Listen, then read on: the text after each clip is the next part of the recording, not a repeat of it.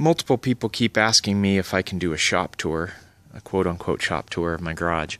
So I thought I'd go ahead and make a quick video to show you just around the garage and show you what changes I've made to try to make it, improve it. First thing I did is I replaced my little single bulbs with these lights up here, which makes quite a big difference as far as being able to see what I'm doing in the garage.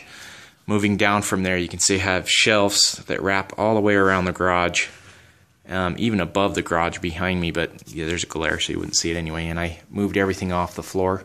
I put everything in bins that I could, because when you do things with plasma, you get a lot of black smoke dust on everything, and the water table helps, but it's not perfect. And so I moved everything off the ground there. I have my ladder mounted off the ground over here.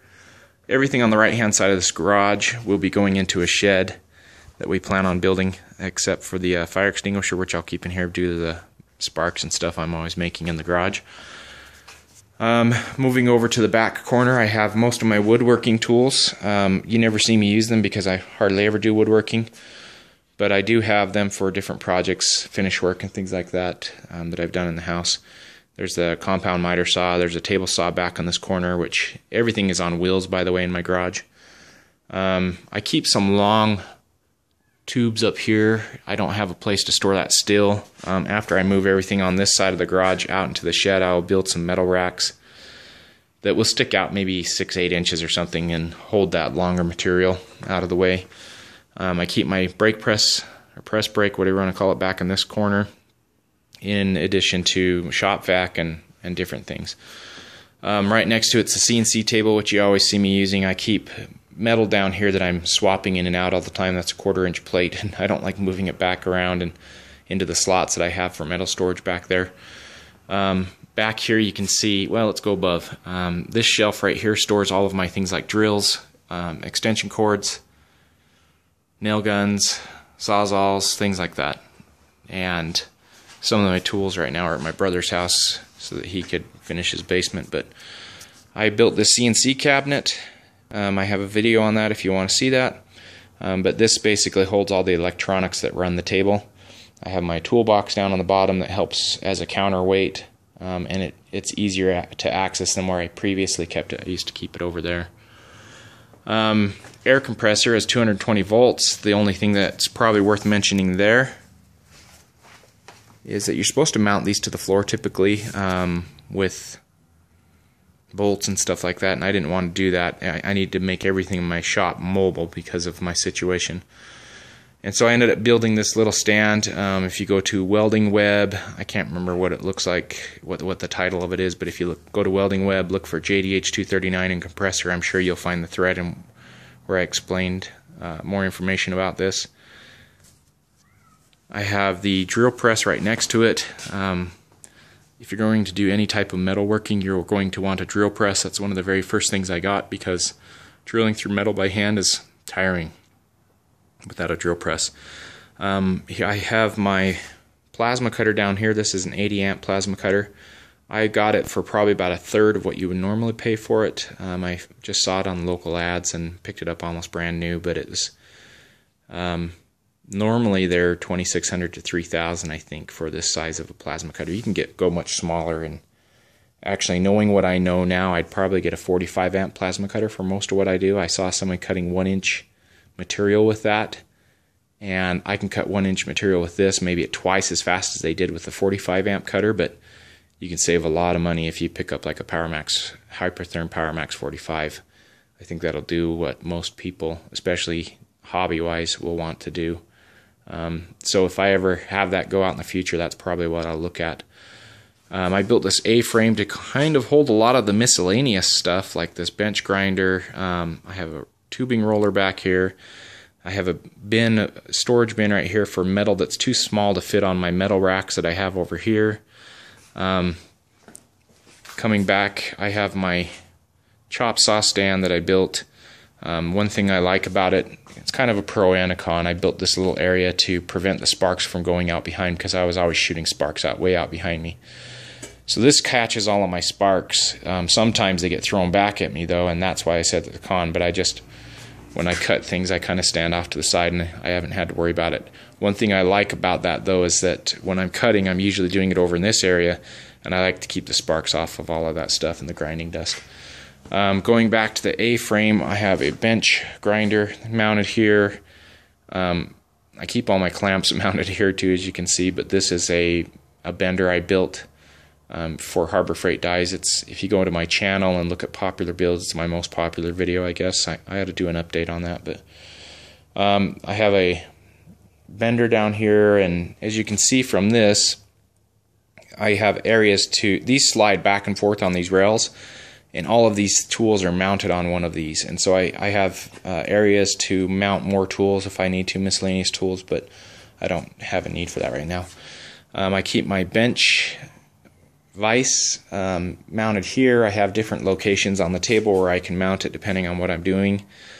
And I built this table, welding table, which is one of the very first projects. No, it is probably the very first project I did, because welding on the floor blows chunks, and being able to work up on the table, clamping to the table and just welding is awesome. One of the things I'd recommend doing too, mounting an electrical box with an extension cord. I can move this table around wherever I want in my garage and still mount things like grinders and stuff over here. On this little shelf, I keep my welding hood. My grinders are all in there. I ended up creating this little rack with all of my different attachments and accessories for my grinders.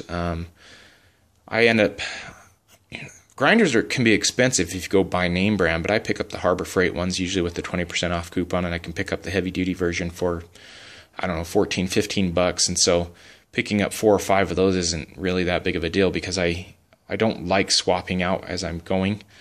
I usually need to cut something, then I need to grind something, then I need to use a wire wheel or whatnot. So I ended up picking up enough grinders to. I'm usually not swapping between grits. These are 120, these are 40, but I'll usually keep a 40 grit mounted on. I'll usually have a wire wheel, a cutoff disc, and I'll use the other grinders sometimes too. But I'm not a real big fan of those. These 40 grit actually work quite well, and so I use those. Up above there, I built this shop light. It has an 8-foot reach.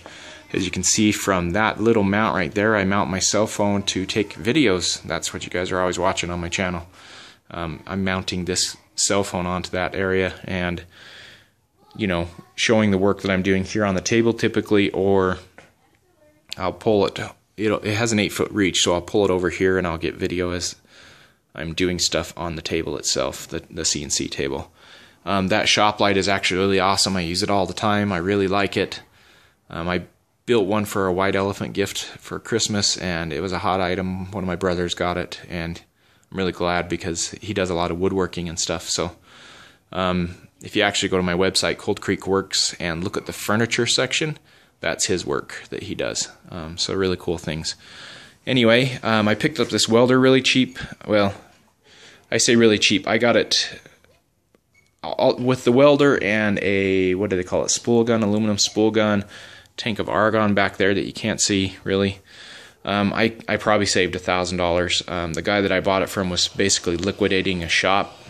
He had a plasma cutter and stuff to sell too, but it wasn't what I was looking for. It was more industrial size, and it looked like it was quite beat up. So, but when I picked this up, he only used it for aluminum, so this thing was brand spanking new pretty much. It looked brand new.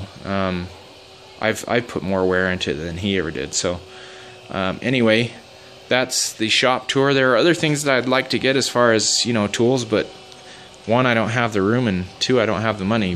This stuff, metalworking is expensive compared to woodworking. As you can see from the plasma cutter, you go pick up a plasma cutter and I can go replace all of my woodworking tools. So it's not cheap, but I think it is worth it. There are a lot of things that you can do. You kind of change your mindset on things.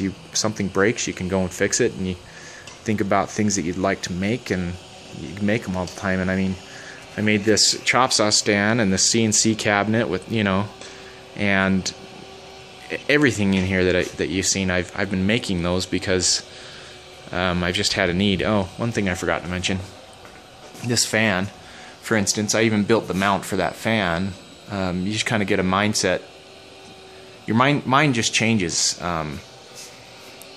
when I first picked up my CNC table, for instance, this mounting bracket back here, which you can't really see from this angle, this mounting bracket right down here, I ended up having to modify, and I drilled holes in the wrong places, and I was really upset. I was like, great, I'm gonna have to get a new bracket now. And she's like, no, I have a welder, I can plug weld those holes and drill them in the right place. And you know, when I needed a new bracket here, you cut that. When I needed a CNC cabinet, you know, I ended up making that. There's a video on that if you want to see that. Everything in here, you know, if you just change the way you think about things, and you end up creating things, which is the fun thing.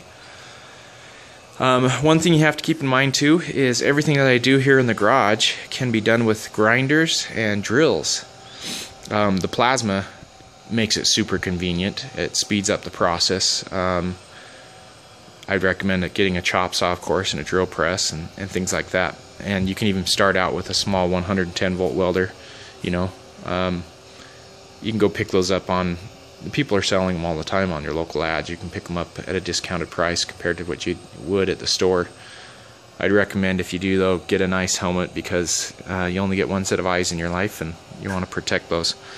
But everything that I do, you can do with a grinder and drills and things like that, but it'll just take you longer. So don't let it discourage you. I would recommend that you don't go into debt for any of this kind of stuff, unless you absolutely have to. You know, maybe you're starting a business and you need to spend a little money to make money, but especially if it's going to be a hobby and stuff like that, don't go into any debt for this kind of stuff.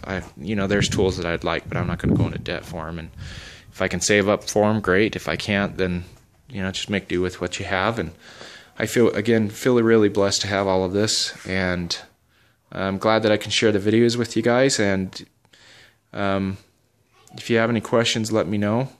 Otherwise, thanks for watching.